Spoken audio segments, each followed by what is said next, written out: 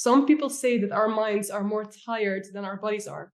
Would you agree, or how do you see this? And what do you think about this? Yeah. I actually totally agree with that statement, because you use your mind.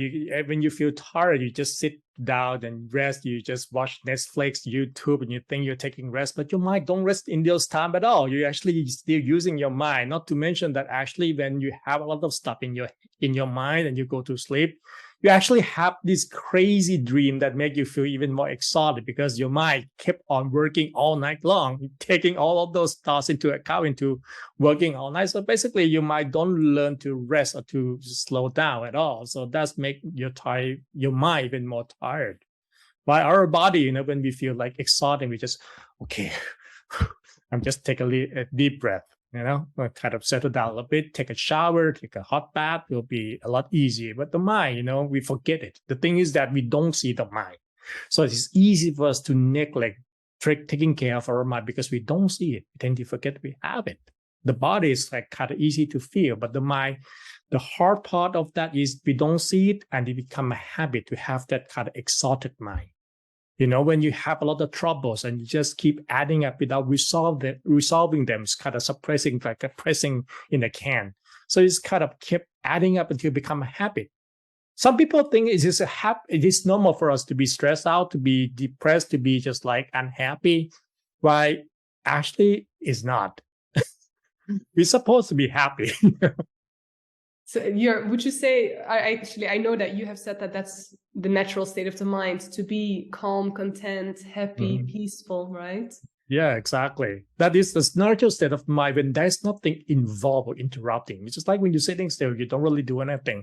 You feel relaxed, you feel at ease. That should be the normal state of the mind. Whenever the mind gets tense, that means kind of work up. So there's kind of the mind jump around and catching stuff and grip on it without letting go.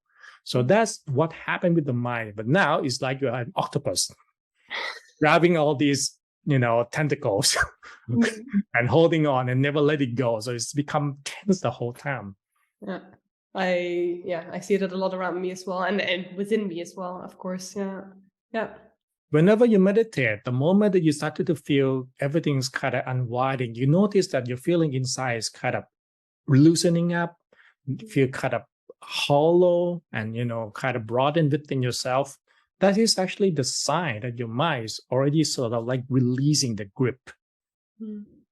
But we can't do it before consciously. But as days goes by, we have more responsibilities and duties. And even I let go of that one, there's still something else to grab on anyway. So you kind of need those kind of practice in order to tell the mind, hey, this is the time I just want to lay it down, let it go, so I can place them all up front, and then I can see whatever I need to work on later on.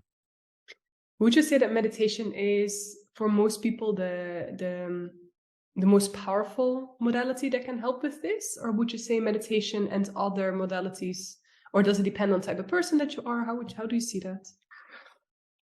I know the meditation sounds like kind of serious practice. I want us to think a little bit back in the days when there's not much technology.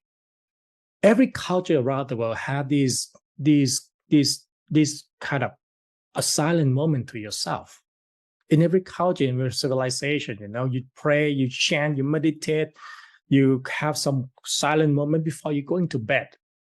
When you tuck your kid to go to bed, you read the nice story for the kids to start like focusing on something positive. That it should be the time that we have for ourselves. Basically, in the old days, that's what we got. But these days, we are bombarding ourselves with a lot of media, from the phones, from the tablets, televisions, until we don't really have that silent moment for us to reflect. And when we don't reflect on what happened with us, or what should we do in the future, or what am I studying right now at the moment, we can't let go. So we just keep adding it up. And it never got resolved, because we haven't reflect on what we have been putting out. And we think just put in the back of our mind, just like under the carpet, and just pretend it doesn't exist. Everything will be just fine. But it's not, because I know that it's right there in the back of my head. But whenever I'm down, whenever I'm vulnerable, that's when it comes back. And that's when it hurt me the most. So if we get that chance to have that silent moment to look inside to make a little reflection, things that need to be let go, things just need to be resolved, things just need to be dealt with later on. We categorize them. Now I'm settled. I know where I stand. I know where I need to go next.